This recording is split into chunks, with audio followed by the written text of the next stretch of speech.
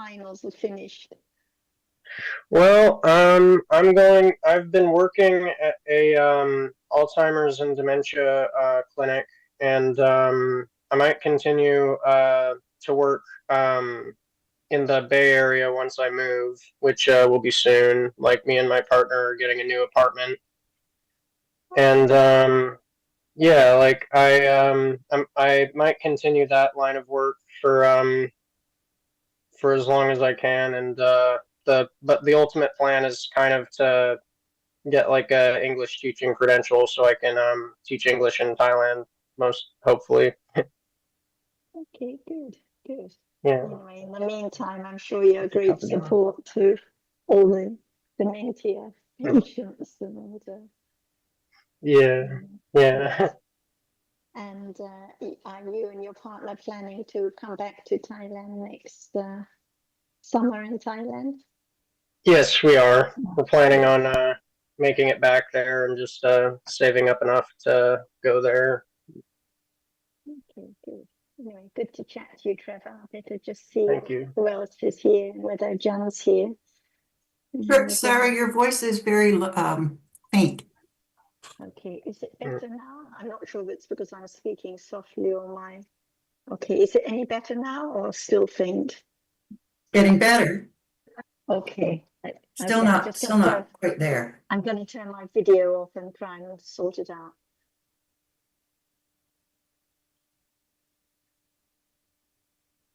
Just check it is on. That's good, Sarah. That works better. Is that better now? Yes, thank you. Much better. Okay, right. Thanks for letting me know. Good. You're welcome. And morning, everyone else. John, are you here now?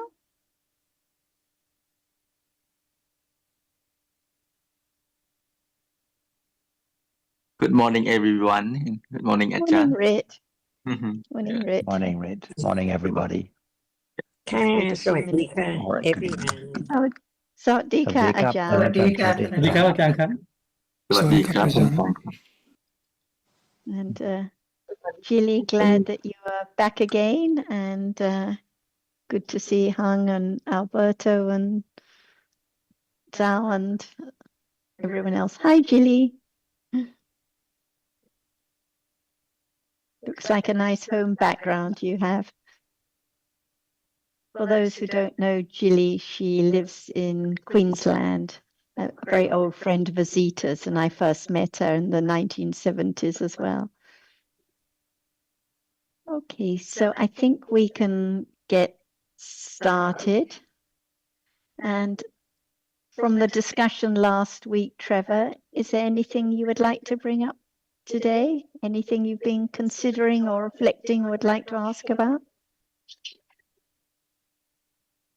Oh well, I think I'll listen in for now and try and follow the conversation. But Okay. for now, I'm just going to be silent. But thank you. Very welcome. Good. Good. And anyone else have anything they'd like to bring up? Anne or Hung or anyone? Rit, sorry, go ahead, Anne. Last, I guess it was in Saturday's discussion, started talking about Vipaka-citta being the sense door jittas. And they're Vipaka-cittas, but we don't think of them as Kusala Vipaka or as Kusala because we don't know. Is that correct, or there's not enough understanding to know? Well, like seeing now. Mhm. Can we know whether the seeing at this moment or split second is Kusala or Akusala Vipaka? We can't. No. We can't. Because it's passed so quickly. We just make assumptions. We think, oh, we're seeing our friends, it must be Kusala Vipaka, but we can't know at this moment. Oh, that's a lot of thinking after a lot Exactly. of And it's unimportant too, because it's gone already. So it's Right. just clinging to the story and trying to work it out. And people Mhm. think it's very important what the result of karma is, but actually, what is the quality of thinking after? Is it wise or unwise considering it when it's just clinging to what is seen or That's clinging to right. working out the story? This is the problem, not Right. the vipaka that's long Right. since gone. But and the point of wise or unwise thinking afterwards, that would be kamma. Is that right? The kamma? Well, we have to consider again about what karma is. So karma Yeah. is Chaitana Chaitasika, Yes. as Yes. everyone knows here, which arises with every chitta. So Right. the Chaitana that arises with seeing is karma. The Chaitana that arises Right. with hearing, the Chaitana that arises with sampadichana, the Chaitana Right. that arises with Right. kusala or akusala thinking is karma. And it has the function of, the Chaitana has the function of coordinating the Yes. chitta and Right. Chaitasikas at each moment in life. And karma can have the function of bringing results only when it arises of the degree that Of the it degree. is karma pata that can bring results. So as we discussed, the karma with Right. seeing is result. The karma with So, thinking about being annoyed with someone, it's akusala chaitana, but it's not karma that can bring result. But if that no. thinking with annoyance is so strong that one hits the person or causes some trouble, then it can be of It's a kamma degree pata. that can bring a result Yeah, bring a later. result. Yes, yes.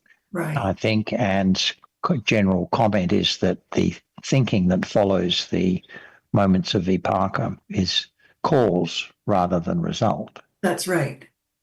Yeah. So Where whether it's strong enough to be kamma pata. well, it's of the nature of cause, whether it's strong enough or not, Okay. because Yeah.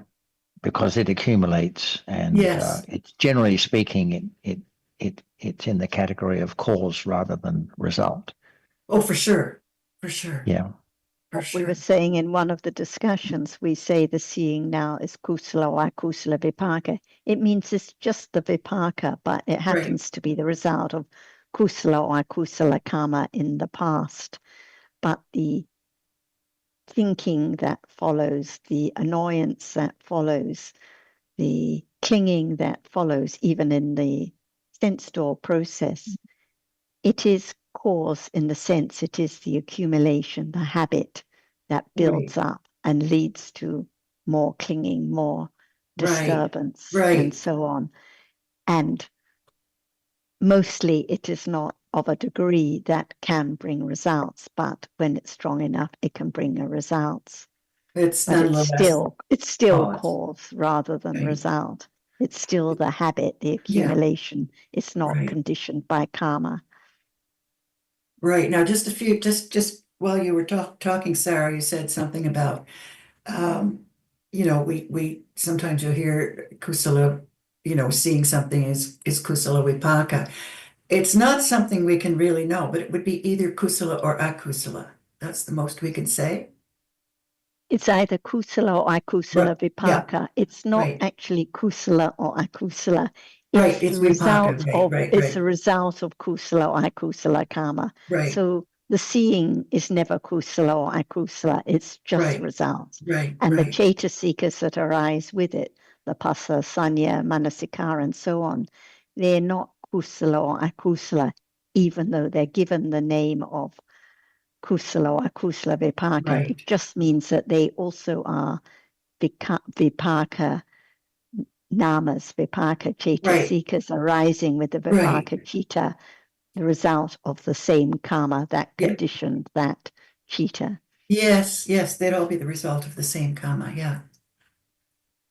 Yeah, okay, thanks. That clears it up a bit for me. Thanks. And they do not accumulate because they are results. That's right. Because they're vipaka. That's right. Yeah.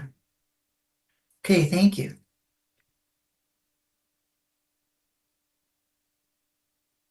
And I just want to mention one other point, which actually the Vietnamese brought up yesterday. It was just an innocent question, but sometimes people say, oh, Ajahn says this, Ajahn says, for example, the Kamaja rupas, the rupas conditioned by karma, stop being conditioned by karma 17 moments before death. Or Ajahn says, or we say that all the rupas arising in a group are conditioned by the same paccaya, the same condition. So, for example, eye sense is conditioned by karma. That means all the rupas in the group, in the kalapa, conditioned by karma, also are conditioned by karma. And they may say, oh, Ajahn says that for the length of that rupa, it's conditioned by karma, but other teachers say the rupa during its length is conditioned by different paccaya, the beginning by karma and then by other paccaya. It's not what Ajahn says, it's not what this or that teacher, it's what the Buddha taught. So, for example, in Abhidhamata Sangaha, all these details that we discussed can be found. So, for example, here it says karma produces material phenomena at each sub-moment among the three sub-moments of consciousness: arising, presence, and dissolution, starting with the arising sub-moment of the rebirth linking consciousness. It continues to do so throughout the course of existence up to the 17th mind moment preceding the death consciousness. And then it goes on about the kinds of rupas conditioned by karma and how the other rupas arising together with heart base and the 5 sense bases and so on, when they arise together in the group, they're conditioned by karma, but those other rupas, such as hardness or temperature, can also be conditioned by other conditions, such as nutriment or temperature or jita. So what is being discussed, rather than just believing one teacher or another, one can check every detail to find out what is right. Otherwise, it's this one says this and that one says that. So I'd encourage people in that case, check it out, see what is correct, see if anything that Ajahn or we say is not correct, and so we can discuss it further. Because actually what we're discussing are the Buddha's teachings in intricate detail to be considered now. And again, the point of the studying the details and considering carefully is just for the purpose of understanding dharmas arise by different conditions, fall away instantly, never to arise again, or to show no one can choose what seeing sees. No one can make seeing arise at will. No one can select whether pleasant or unpleasant objects are experienced now. All anatta. And the idea of self is so very deeply ingrained. So even friends who've listened for a very long time still have doubts whether it's really true that there's no one and no self, and begin to listen to other teachings. And it's all because of lack of firm enough understanding, lack of confidence in the truth at this moment. Okay, perhaps Ajahn would like to discuss more on any of these topics Sarah, that can I Anna's say one raised. thing? Yes, please go ahead, Tom. Sorry, correct me if I'm wrong, but you said it's because the Buddha said this. It has nothing to do with the Buddha, really, about realities, right? He doesn't make the reality. She, the realities are the nature of reality, of things as they are. Yes, whether or not a Buddha ever teaches about realities, whether or not we ever hear what the Buddha said, the realities are the realities. Seeing arises by conditions and falls away. But without the Buddha revealing it, being enlightened to the truth and sharing the truth, no way to know, no way to hear, no way to consider for oneself. Perhaps I didn't put that clearly. I think Tom Sarah's point is that if one's talking about things that one has not yet verified for oneself, then the authority for what is being said is what the Buddha taught, because that's the source to which we all that is the source of the authority for the discussion, rather than what someone else may have said, because obviously what has been said and verified for oneself is just almost nothing in comparison to the whole scope of that teaching. So we can't talk about past lives and future lives and so forth from an experiential point of view. It's all down to what we've heard, and we've heard it from the Buddha.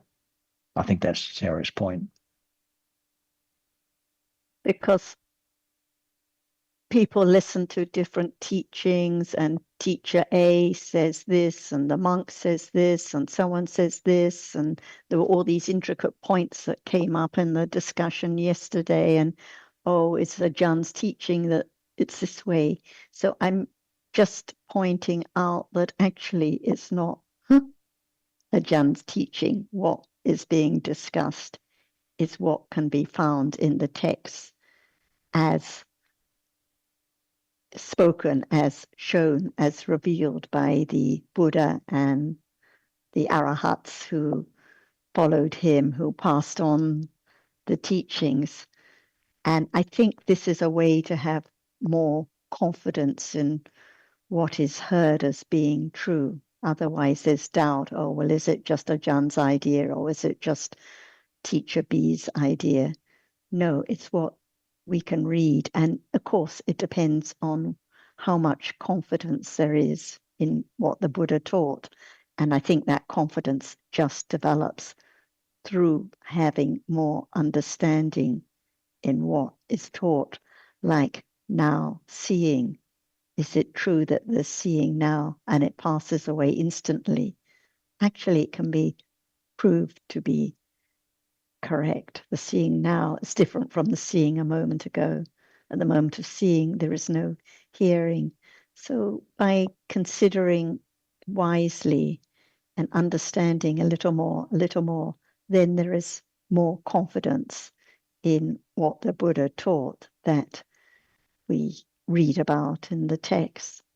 But by the same token, I think how we understand the Buddha's teaching is very much down to the way Ajahn has explained it and helped us to understand it, and where to look for the source for the way we understand it. Because many people profess to be talking about the Buddha's teaching, but they have quite a different understanding of it. So I think sometimes when people refer to the Ajahns explanation, that's what they're referring to, that her understanding of what the Buddha taught is what we also agree to be the true understanding of that teaching, because it's open to interpretation. I'd like to hear any more comments from you, Tom. So anything that has been said that you would question, or any other idea you have?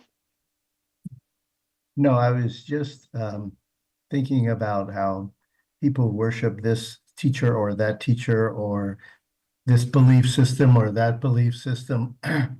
But they are, quote, belief, not necessarily Yeah. realities. And what the Buddha brought to the table in my lay lay language, is explaining sort of the nature of reality.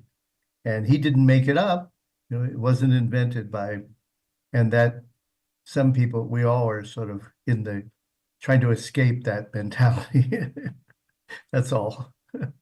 Yeah, and I think those are good points, because when it's just believing this teacher or believing that teacher, and any teacher, as Ajahn would always be the first to say, makes mistakes. So just believing anything that any teacher says is not the way, it's not the understanding of reality. So it is the understanding of the nature of reality from hearing, considering, reading, discussing, and so on. But it has to come back to one's own understanding of seeing now, hearing now, not just accepting what this teacher or that teacher says, and not even just accepting what the Buddha said, but test it out, prove what is true now. And that was probably for you the same. What was so appealing in the beginning for me when I first came across the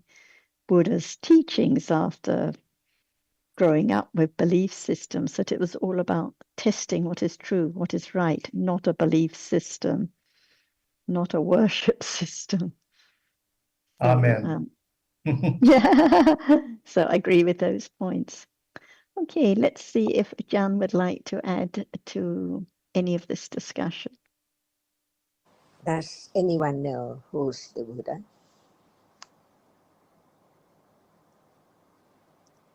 See, begin to understand the truth from the very beginning. Everyone heard about the word Buddha, but does anyone know Buddha?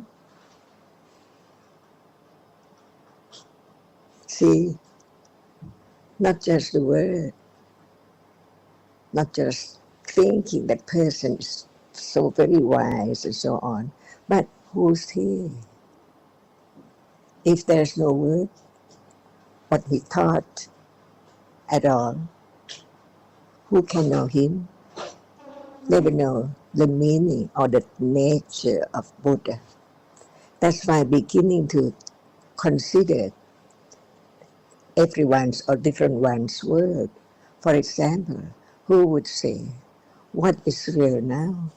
See? No thought at all in a day.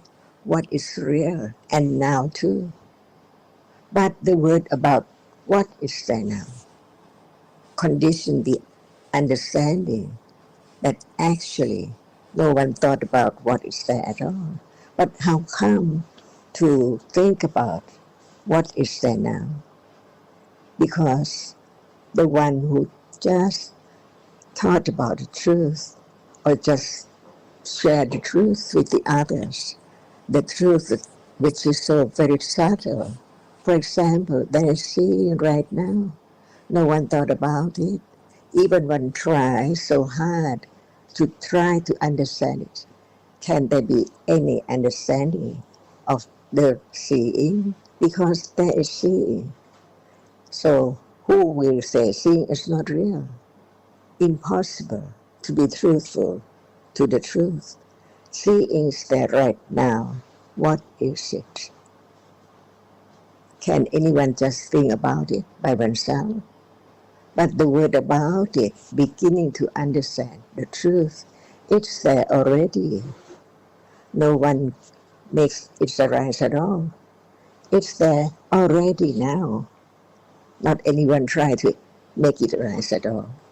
That's why I begin to understand the truth of what is there in life, which appears that can it be known that it's not there anymore.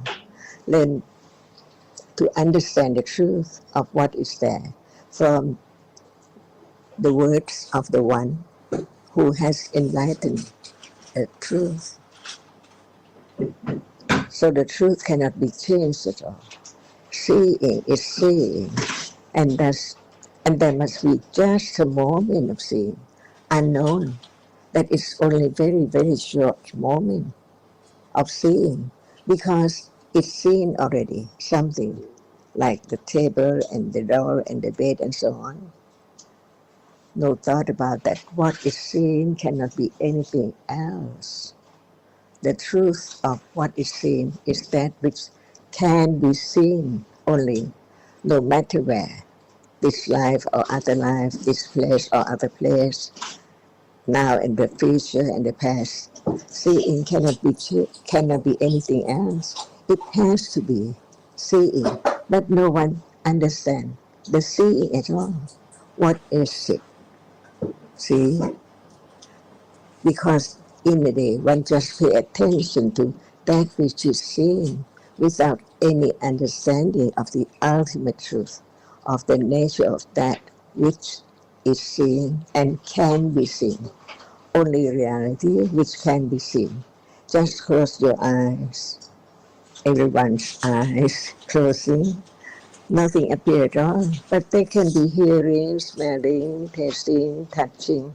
So we learn to understand who's the Buddha.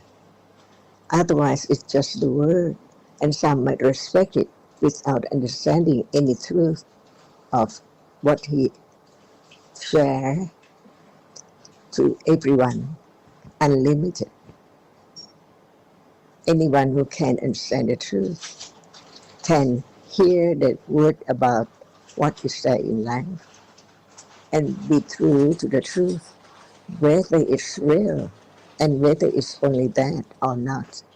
For example, attachment is not aversion, but what is it?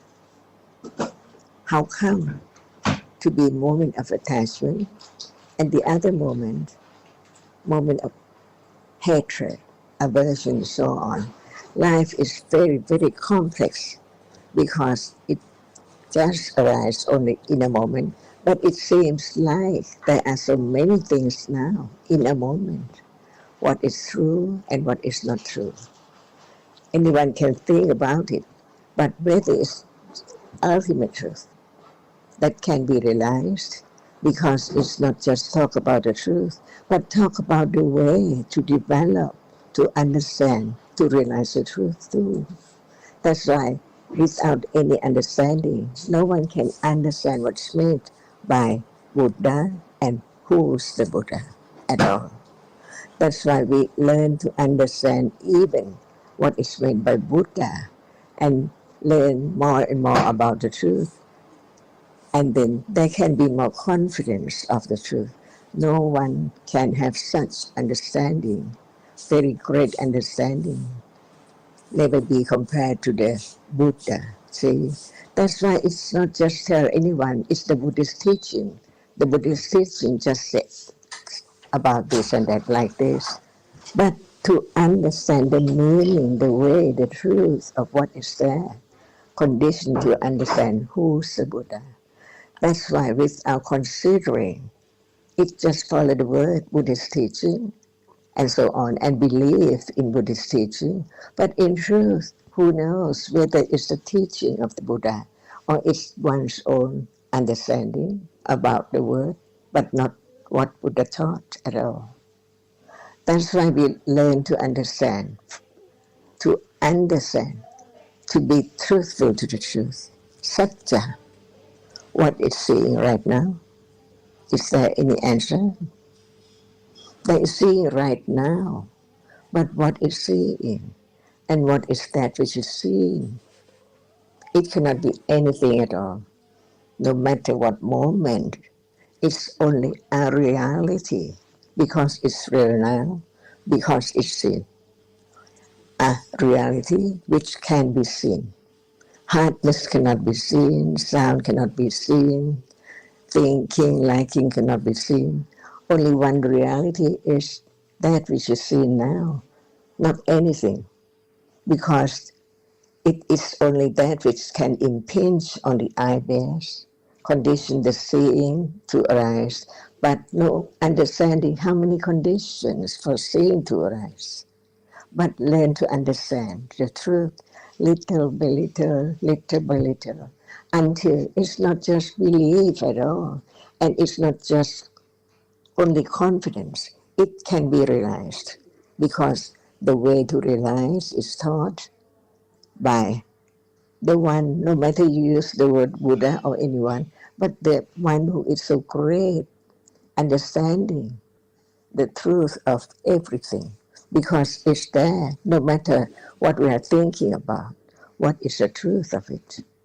That's why learning about the truth, so no matter one say it's Buddhist teaching or anything, it's true, but learn more about who said it, just by thinking, considering, or by realizing the truth, stage by stage.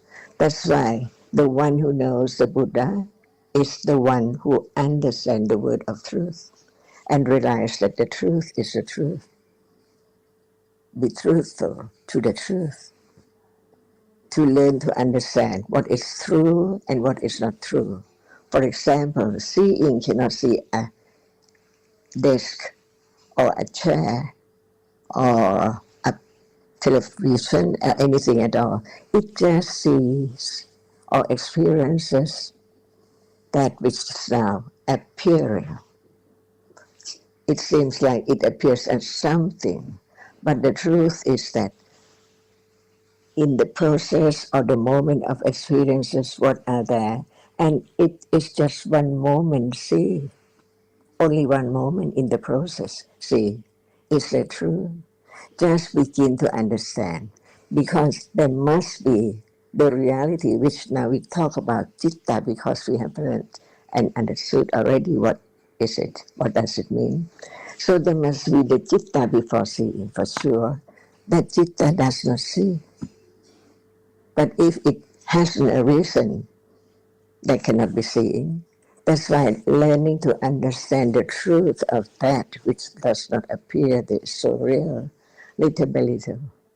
And there are so many realities in life, from life to life, different by conditions. Is that true?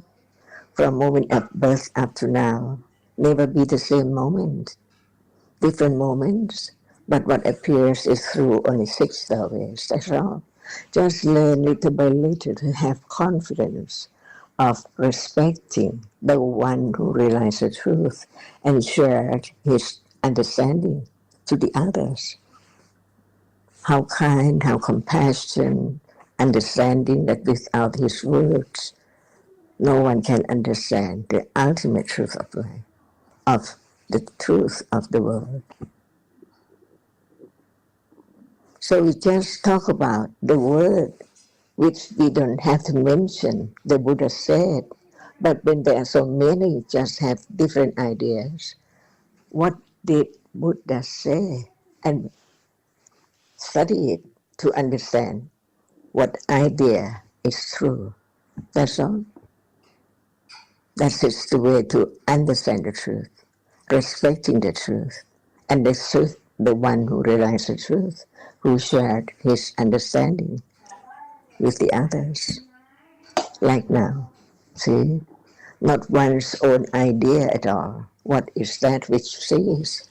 But listen to the word about seeing, beginning to study it, to understand the truth, until many people in the past, in the Buddha's time, realized the truth. No doubt about who's the Buddha and his words about the truth. Condition the right understanding, which hasn't been a reason at all, to understand the truth of seeing or whatever is there in life. To understand it. Never before in samsara, before hearing the word of truth. How can there be the understanding of each moment as it is? Not anyone, only conditioned reality. Is that true? We used to say, is that true? To have confidence of the truth.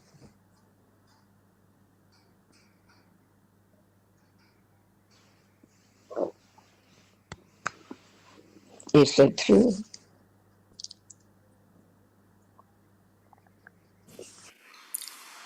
Ajahn, it's the truth is there. It's the truthfulness which is not there yet. No being truthful to the truth of not enough understanding to be truthful, because the truth is there whether we understand it or not. So we learn little by little about the truth. Who makes it arise? Seeing is there already. Does anyone make it arise?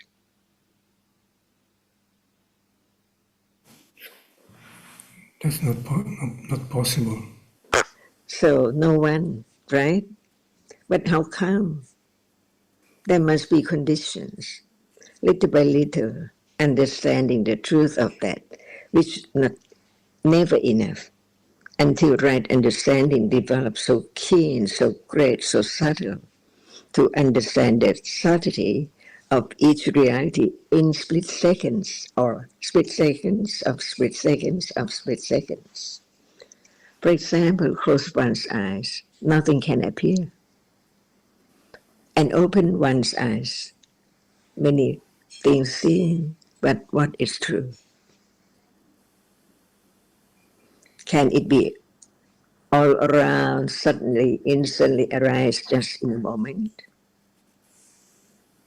Impossible. Because there can be a moment of being blind now, instantly, all gone. So what conditions seeing to see, and how fast it is? Only a dot is seen, right? Only that which impinges on the eye base. Or does anyone think that everything now appearing just impinge on the base in a moment, or in split moment? See, learn to be truthful to the very subtle truth. There can be listening, considering about the truth, to have more confidence of the truth, to be true to the truth, satya, develop on and on, satya parami, understanding what is true and what is not true. Seeing's gone for sure at moment of hearing, as far as one can understand, but it's more than that, quicker than that. It says just in a moment. But there are other other chitta, or the experiences which experience what is now from moment to moment so rapidly, beyond expectation, beyond anyone can think about it at all. It appears as something instantly, but in truth, one moment at a time. Is that true? And that can be directly experienced depending on how much understanding developed. Different ones, see? That's why learn to understand, to be respectful to the truth. The truth is the truth. Nobody can change it. And there can be a little more understanding of the truth, the ultimate truth of what is there in life. Not suddenly, but gradually. Right now, the understanding develops.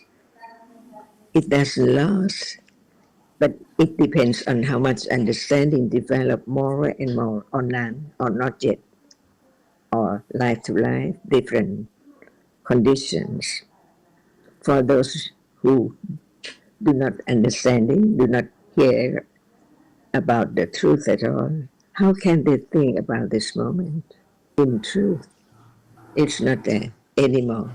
Each moment from the birth moment, gone, gone, gone. Otherwise, there cannot be evening and tonight and next morning at all. But who think about it? That what is there now is not permanent. Otherwise, they cannot be this evening or this night or tomorrow morning at all. Just learn about the reality which is there, so very short, arising and falling away unknowingly from birth to death. If no one just realize the truth and just share the understanding of the truth with the others, like now, the word of the one who had enlightened the truth. And so, what did Buddha say about seeing, hearing, and sati and panya and all other in life? Unknown. Whether there is how many realities arising together, but what is there appearing is only one. But when there's no understanding, ignorance, but it's there and no one else, so it's I see, I hear. Is that right? Or not you see, or not anyone see? And that is wrong, because it's not seeing, but it's thinking.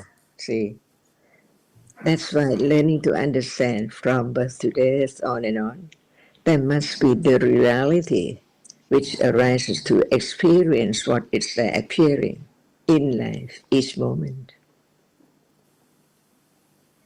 Is it true? And it's gone, everything, not permanent at all.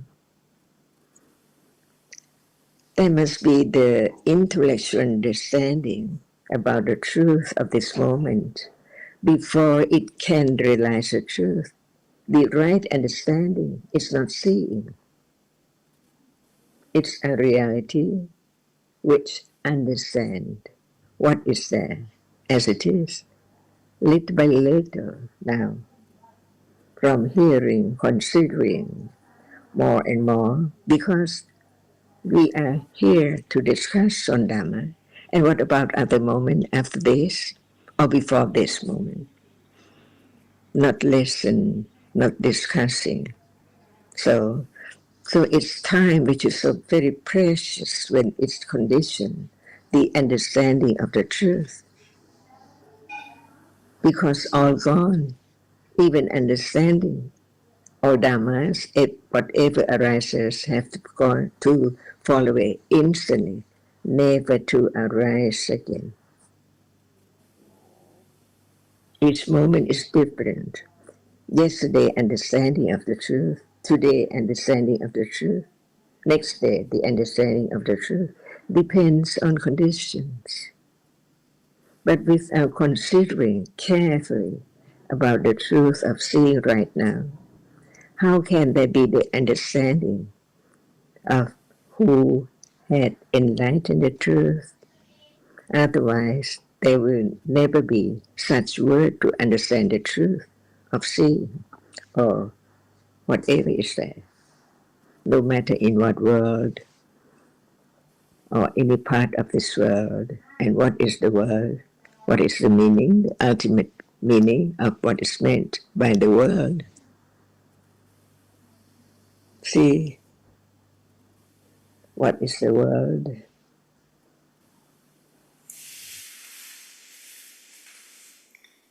What is there now? Only now. Whatever arises is a world.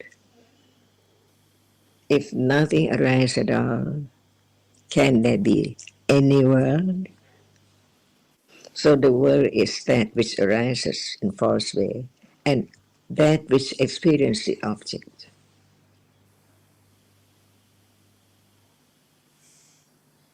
Is the real world.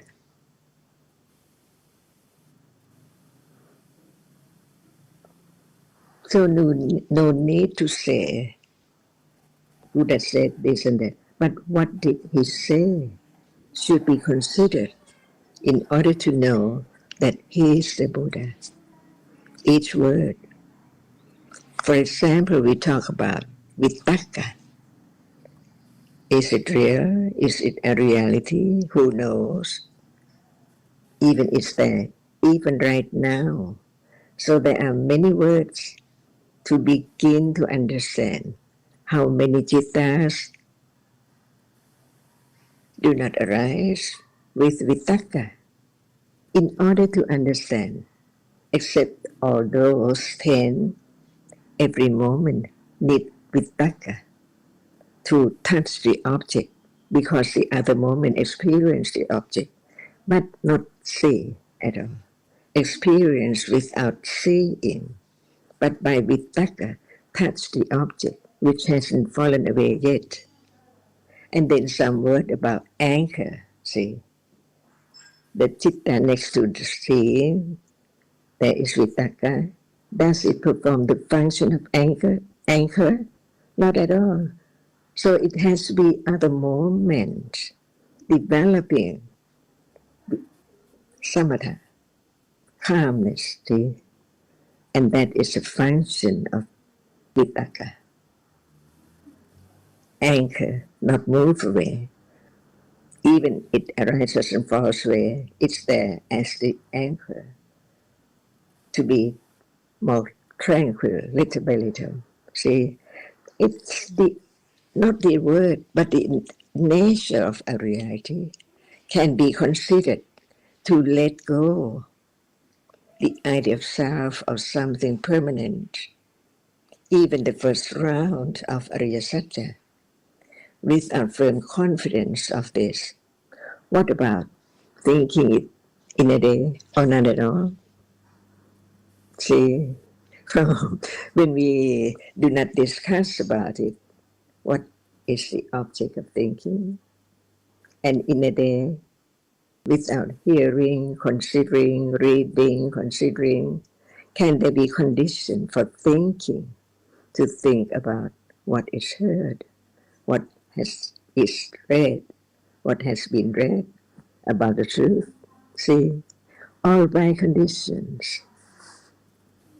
And the realization is far away because it has to be now understanding each different reality from moment to moment. Otherwise, what can distinguish this characteristic and the other characteristic, different realities?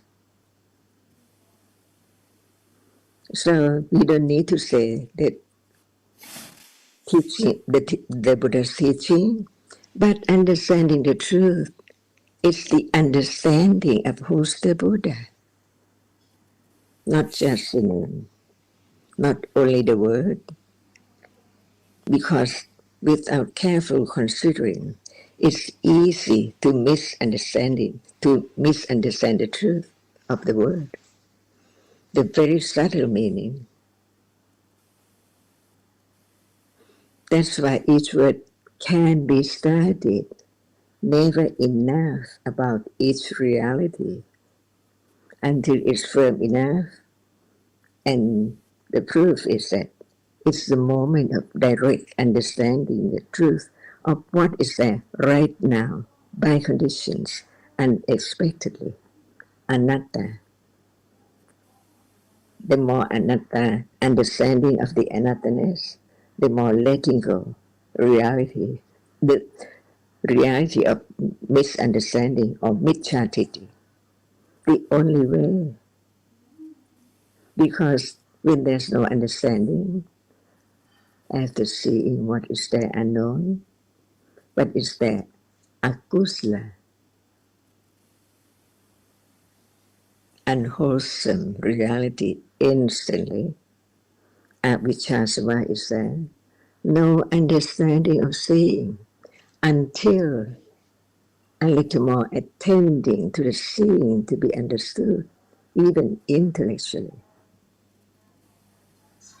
This is so subtle. Without the right word about it, how can it condition the moment of being, understanding the very precious moment in life? begin to understand what is right and what is wrong, what is true and what is not true. Is that right? And this, we talk of the Eightfold Path, different object completely, letting go of the usual. So, is that vitaka now? See, arises with what kind of citta? Is that right understanding with it? Or no right understanding at all? Learning to understand a very subtle reality, even the moment of kusala and akusala cannot be realized instantly, but it can be considered very careful, more careful and more careful, that this is just the first round of Ariya Satya, to be firm confidence of Dhamma and Anatta. Each word will lead to understand realities as Anatta, not I, not someone, not the bed or the curtain. Just that which is seen, and that which is heard, and that which is thought about, and that is only careful object to consider carefully. And now we are studying Dhamma, see, the word of truth taught or shared by the enlightenment, beginning to understand the truth, panya, right understanding, understand what is there now. And when there's no understanding, should we respect the one who does not share his understanding, the right one, with the other at all?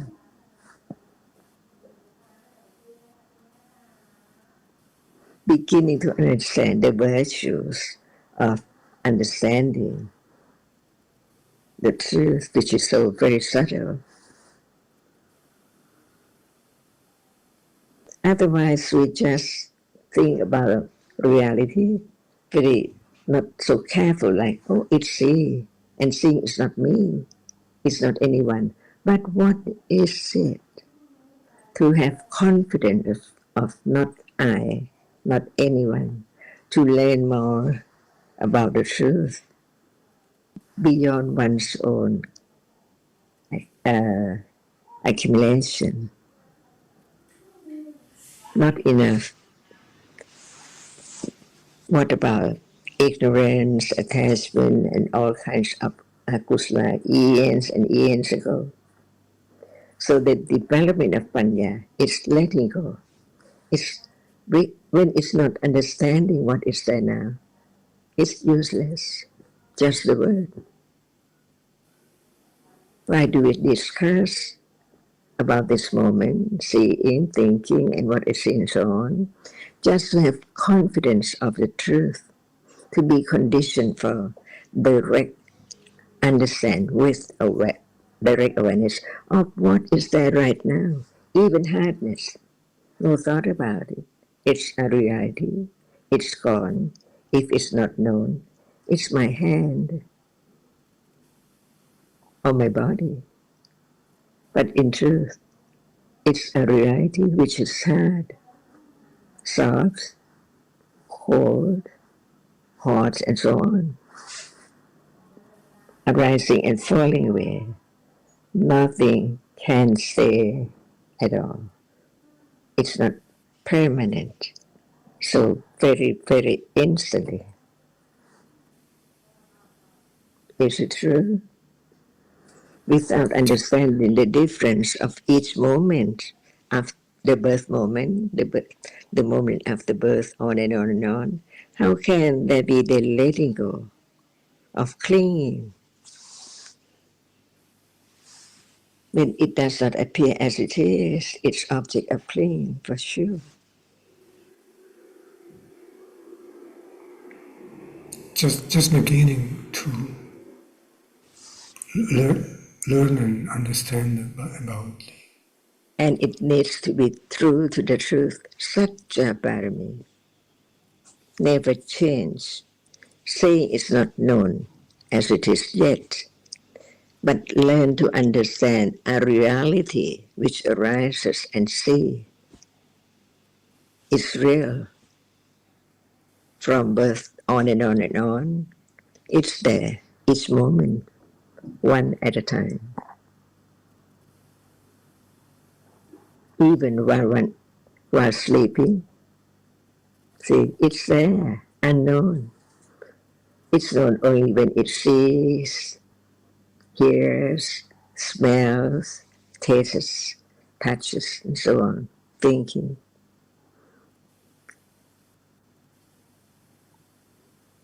As I, see, not understanding that it's a reality, a conditioned reality, just arise by conditions and gone instantly. And that can be realized but by way of nimitta, because of the rapidity of the arising and falling away, so unexpected, how quick it is. In a moment, right now. If it's not this kind of understanding, can it let go? Very gradually, little by little, at moment of understanding, beginning to develop gradually in a day, from day to day. And the proof of how much understanding is the moment, daily life, in daily life. Whether there is any understanding or attending or begin to think about it or not yet, by conditions. It has to be by anatta, otherwise it's wrong because it accumulates the idea of self. Try to do this and on, thinking that that is the way to understand. But understanding that it's a reality, not anyone. It's not any moment that I try to do, to know it, but to understand the truth. Even gradually, it has to be that way, according to the accumulation of eons and eons of ignorance and attachment. So it needs more moments of accumulation of understanding, developing by itself, by conditions of understanding what is heard, what is considered. And that is the only way. So it is the fourth truth of the Four Noble Truths, because it's so subtle. It's not other way. So at moment of understanding, even intellectually, it's the path leading to realize the truth by anattanas, accumulation of understanding and all kinds of wholesomeness. Because unwholesomeness cannot understand anything, because it conditioned by avijja, ignorant. Take it for something all the time, atta, the world of atta, until it's not the world of atta, it's the world of anatta, the world in life, each moment, anatta. Is it true?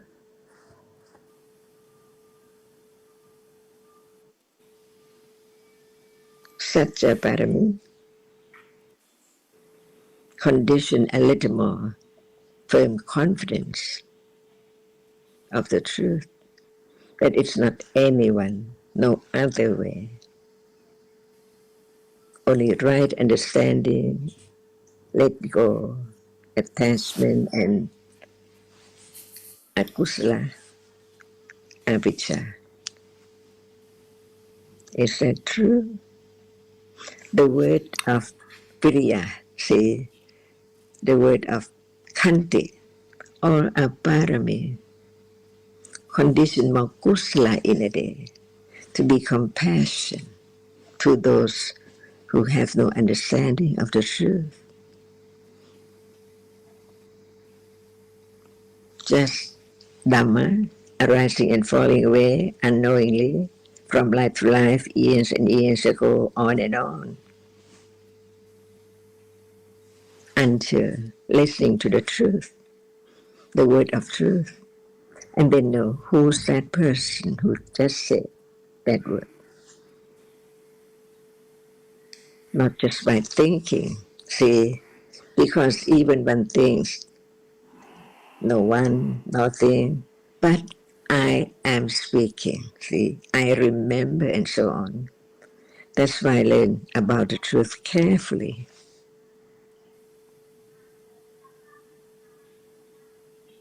That's why those who have no doubt about who's the Buddha must be the enlightenment.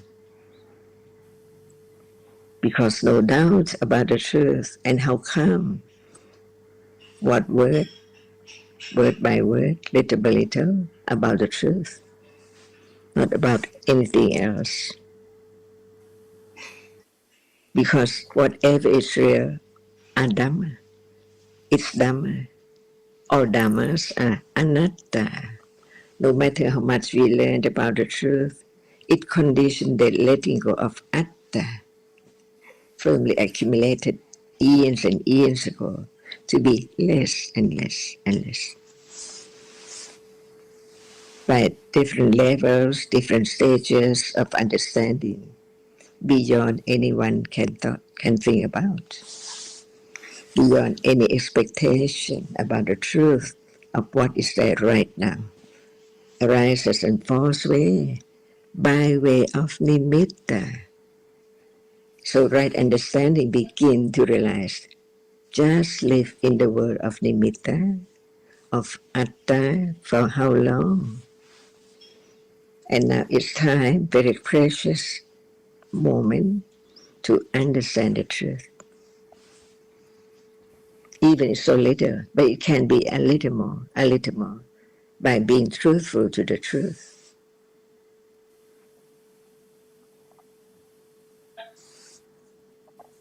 Is this not all the words of the Buddha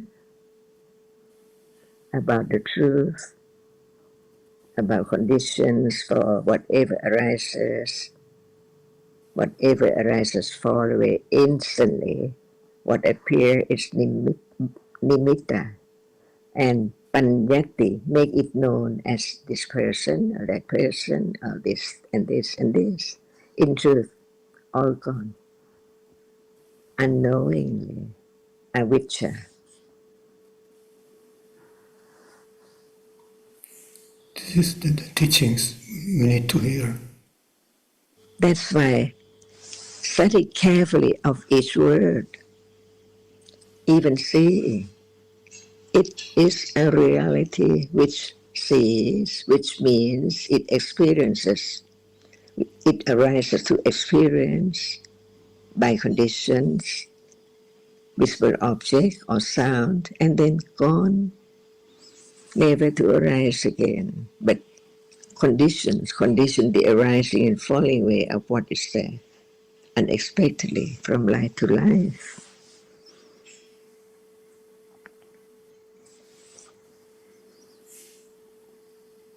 After death, there must be seeing, hearing, smelling, again and again and again, and all gone, each life, each moment.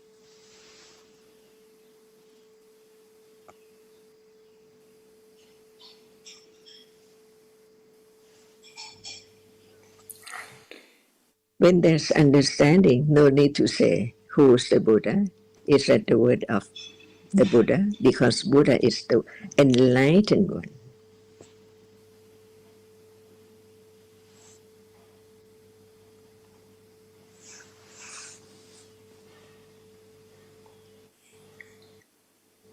It has to be like that.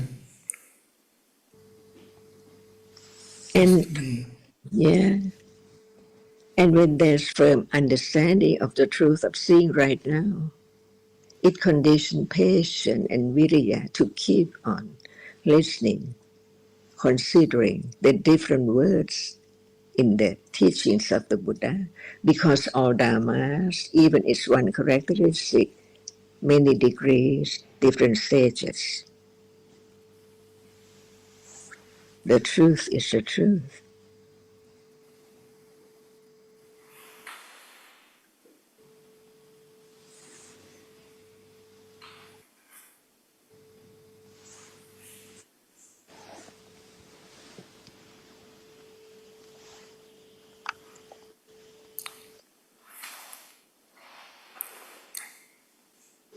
คุณครับอาจารย์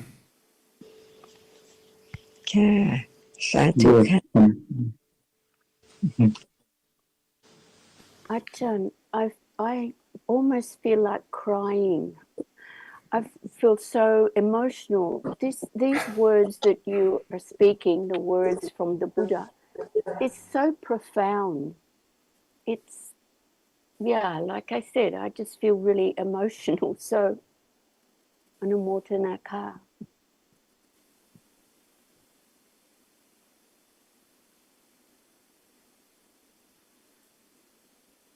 So, Yeah. Actually, I have a comment. Yeah. One. yeah. Go ahead.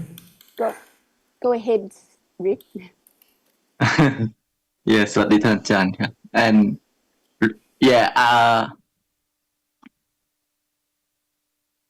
what the อาจารย์ that always reminds and sharing teachings is now in the meditation center, and yeah, I would like to share my opinions as well, that I also agree that meditation centers, it's that we say in Thai, like Samnak Padibat, is very popular word in Thailand. Meditation center, like 7 days course or 30 days. So it destroys all of that. It destroys the Buddha teachings. All the meditation centers, all the Samnak Padibat, is no Buddha's teachings like that Ajahn just remind us.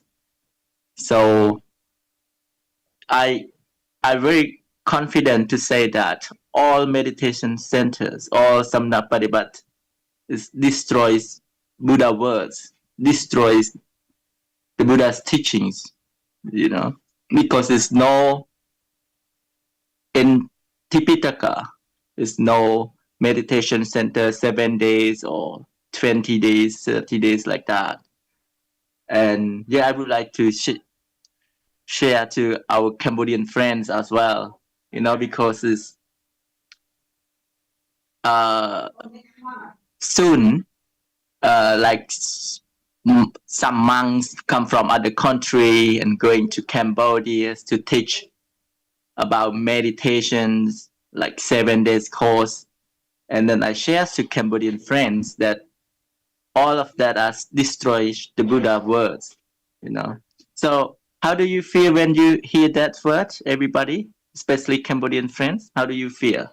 Asita, how do you feel when you hear this word? It almost makes me want to cry even more. Because, the words from Ajahn, it's so powerful. And then to hear, and I understand what you're saying, because I was reading in Anguttara Nikaya this morning, a certain section about the loss of Buddha's teachings. And yeah, it's exactly, not specifically pointing at Cambodia, but this is what's happening to the Buddhist teachings. They are being lost. Yeah, so thank you. Yeah. How do you feel, Nina, when you hear that word? I just say that. Good morning, everybody. Good morning. Oh, And Sally too. he's not here today. I think Okay. he's very busy in the meeting. Mm. When it comes down to the idea of one's lopat, I think what you mentioned are some ways to gather those who wants a shortcut to enlightenment, for example. Yeah. So it's somehow once we've joined this association, I mean, once we've heard the word from the Buddha through Ajahn and the discussion, we easily could recognize who are going to the wrong path, which is Matcha Ditit. Yeah, so they're looking for a shortcut, a faster way to be enlightened. Somehow it's the idea of I could do anything, do something within a very so yeah. Yeah. I think it's tragedy. Yeah, it's tragedy about that. And some excellence, Her Excellency and His Excellency is kind of want to support this kind of thing, you know. So for me, it's like tragedy and happened because of avijja, matcha ditti. Yeah. Rick, I think that any teaching that claims to be the Buddha's teaching but is not correct destroys the teaching. And we can mention specific instances, like you mentioned the monks from overseas who come to Cambodia to teach meditation, but actually any teaching that claims to be the Buddha's teaching but is not correct destroys the Buddha's teaching, and that is said in the suttas. So there we have it. But it's not really for us to judge other people and what they do, but just to help to explain the teaching as we understand it to be the correct teaching. And people will follow other teachers because, as Nina said, they accept the idea of doing a practice in order to understand things, just because they have perhaps never had the opportunity to hear the teaching about the conditioned nature of realities as we have been fortunate enough to hear. And I think this comes back to the topic we were discussing earlier this morning, when people refer to Ajahn Suchin as being the person who has helped us to understand the Buddha's teaching in the correct way, because without speaking for myself, without having had the good fortune to meet Ajahn and hear her explanation of the Buddha's teaching, then I cannot see how the present understanding would ever have come to be.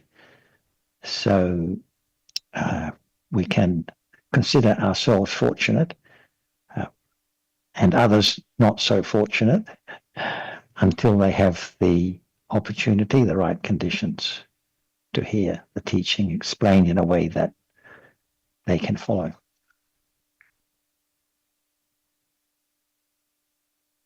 One point I think is that, as we know, what's important is the understanding now.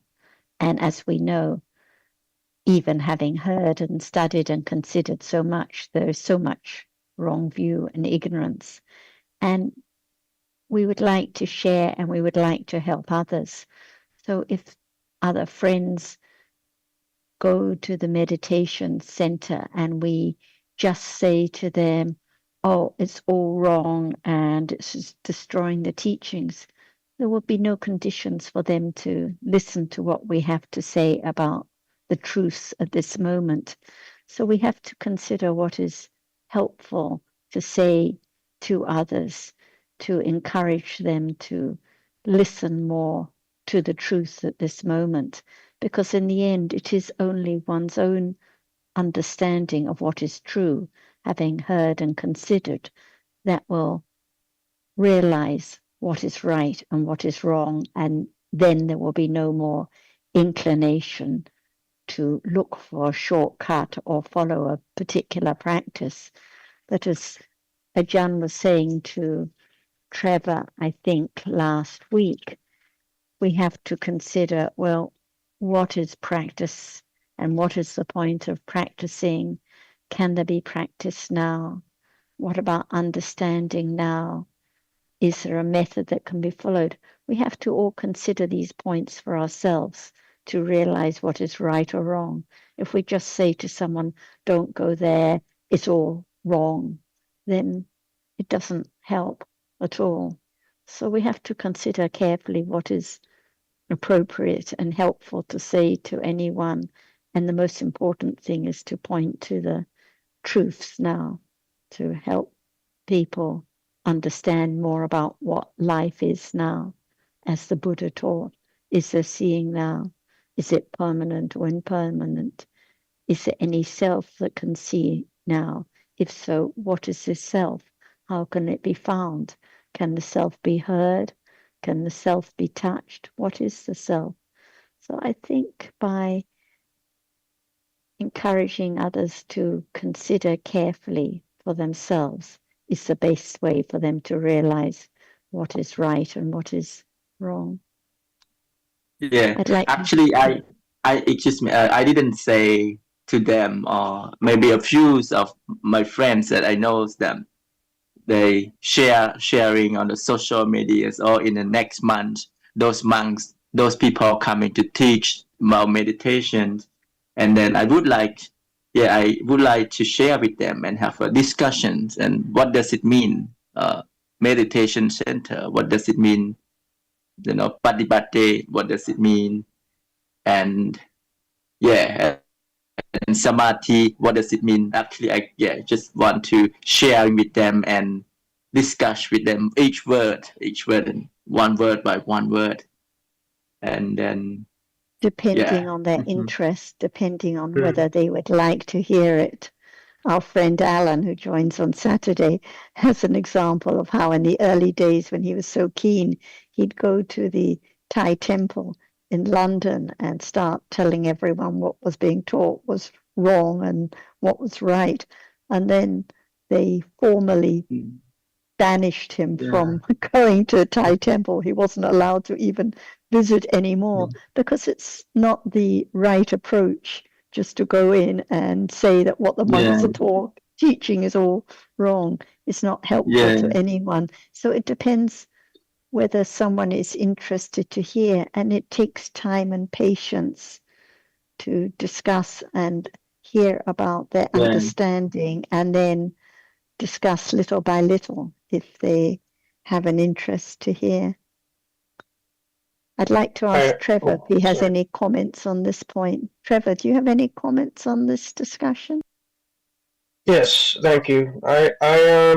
I would say that also I would agree with what was said by before, and also that sometimes it's just people's conditions to like sort of be following certain things even if they're not true, and it's good to like be against it, and it's like good to kind of correct it when it arises, like, but sometimes it's kind of not really an advice I'm giving, like it's more of like kind of a question I have. Like sometimes people just seem to be dead set and kind of and made up their minds in like certain ways about the Buddha's teachings, which aren't really right. And like there is some like frustration with like not being able to like tell them otherwise, because like that would be rude, or that would be like kind of like that would be maybe not my place to say. But like I guess my point of view is it's kind of like some people are just conditioned to go through, we're all on a journey, just some people are conditioned to go through some of this, and like it's like what can you do really? But it was definitely, people's minds can change, like minds can change about this sort of thing, and like it certainly changed for me. I remember that like before I like started listening and considering the true Dhamma, like I was like and from Ajahn, and like I met Ajahn and Tanajan and everyone here. I was just very stressed about not being able to meditate right, and like I was, you know, very I was stressed that I couldn't make it on time, like during the times of day that were to meditate. I was frustrated that like I couldn't meditate as long, and like that inability to sort of led me to consider this teaching a lot more, and like try to develop understanding a different way. So like I think people's minds can change, and it's not really something any one person, like any one person exists, can like control. I think it's kind of just depends on conditions, whether people kind of, you know, basically it's all part of a process. And I think that, you know, it's good to have patience with this sort of thing. So, but yeah, I also wanted to raise a question about like when, or a comment, when Tanajan says, asks who is the Buddha, and goes to talk about his teachings and his great wisdom and compassion, it also makes me very emotional. Like it makes me like very hopeful, and just arises feelings of hope. And you know, I just wanted to give that comment and give my gratitude. And thank you all. Thanks, Trevor. And what kind of reality is hope? Just for you to consider for yourself. Mm. Just Yeah. one to consider. And as we don't have a lot of time, I'll let Ajahn respond to your comments or any of the other comments. So now again, we listen to understand what word is the birth of Buddha. Life is so short, we don't know how much time in life to help the other or to develop one's own understanding. So the best way, no matter we say you are wrong and that is wrong, it depends on whether they listen and they can change from wrong view to right view or not. But as long as they have no understanding, nothing can change. That's why life is so short, not so much time, but the most beneficial in life is having understanding of the truth. That's why just help the others or oneself to follow the teachings, not just learning about the truth. But all depends on anatta. No matter one can see the very benefit of this, the very beneficial of this moment of understanding, all depends on conditions. That's why the best way is having one's own understanding and share one's own understanding to the other, for them to consider, not just to follow, but to be true to the truth and understand what is the truth. And that is the way the miracle of the teaching of the understanding of the truth will change from micchantiti to be sammatiti, not by anyone, but by understanding the truth. That's why the best way, if life is so short, just talk about what is real, what is true, what is beneficial, what is very truth, very precious for the other to understand. All depends on the accumulation of each one. But for oneself, follow the teachings, not just understanding the teachings. For example, being metta, unlimited. No matter that person says something wrong or very, very not good to you and for your what is there. because of ignorance, not seeing the danger. That's why the most precious moment is be metta to everyone, unlimited. And the better and the most beneficial moment is understanding the truth, and understanding will work its way to wholesome moment more and more and more. And that is the only way to let go ignorance and all kinds of akusala. That's why no one can force anyone to be good or to do good or to have right understanding. But being metta is the best moment. It protects the world out of to be away from akusala. So at that very moment, is it because of metta is there, or just want the other to realize the truth, no matter they have wrong practice or wrong view? No one can do anything but right understanding. If it's there, it works its way. That's why I try to help the others to have right understanding, but do not care or mind about the result at all. It's not in anyone's will at all. All depends on conditions.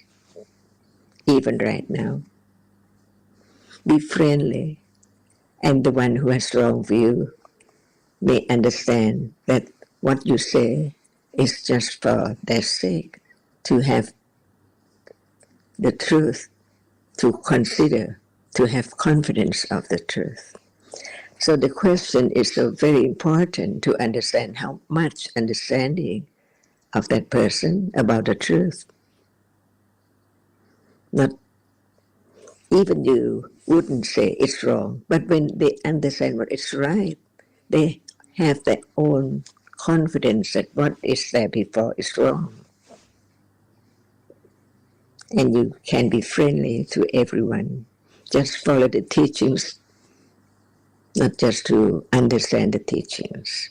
When the right understanding is strong enough, it changes the way that one used to be with akusala.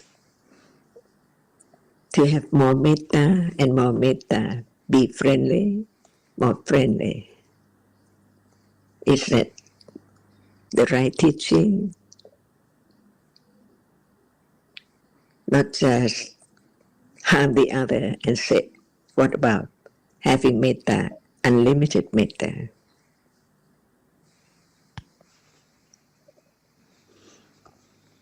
Yes, I think sometimes if one just says to the other, oh, what your practice is wrong, or the meditation you go to is not the right way, and is one really thinking about what is most helpful for the other with metta, or is it just wanting to give one's view and clinging to getting a certain result? So I think the metta and the kindness, the patience to help the other consider and reflect on what is true now is always the best way, and they will realize for themselves what is wrong. So without metta, sharing, understanding, talking to others is not very useful. And people will realize, they know when you have their interest at heart.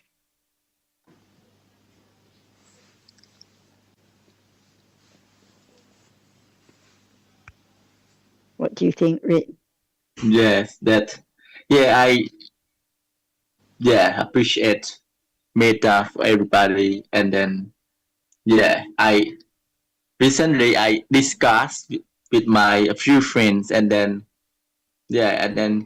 he understood about that, so he didn't support those events happened, and just help them to understand each word, what does it mean, what the meditation center mean, and they don't know meditation, so you don't even know the meditation words mean, and why do you support them, and how do you go them for what?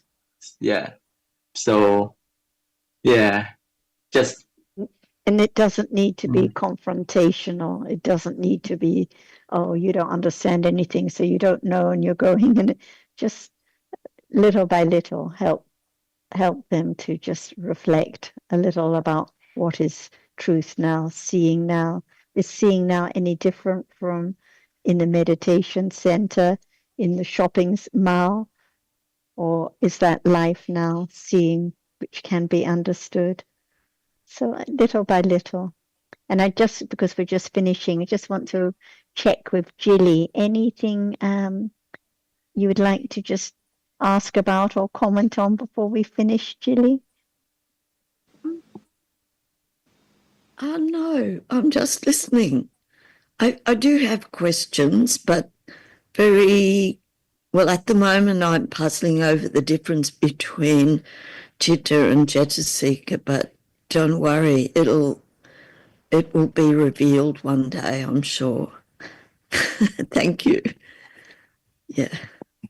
Maybe next time we can start off talking in more detail about Chitta and Cetasika, but just in brief, at each moment in life, Chitta arises and falls away. Seeing is Chitta, hearing is Chitta, thinking is Chitta, but without at least 7 mental factors, Chitta cannot arise. So at a moment of seeing, there has to be the passa that contacts the object, there has to be the Vedana that feels, there has to be the memory. So there have to be many assistants, the Cetasikas arising with the Chitta, performing their functions, and they all condition each other.